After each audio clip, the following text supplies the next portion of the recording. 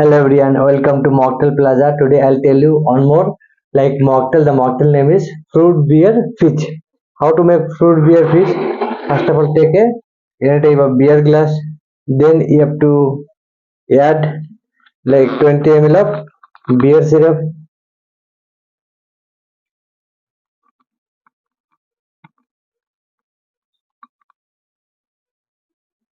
Okay.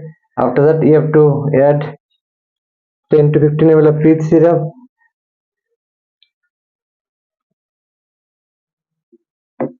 Then you have to squeeze on lime or lemon.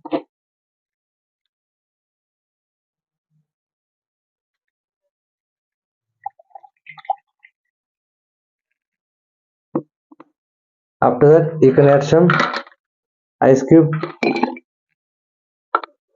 Okay, then with the help of bar spoon, you can take a bar spoon.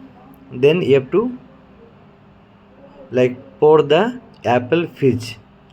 Simply fill the glass with apple fizz. See how the fancy color came like a beer, non-alcoholic beer. Then with the help of bar spoon, just stir all the ingredients.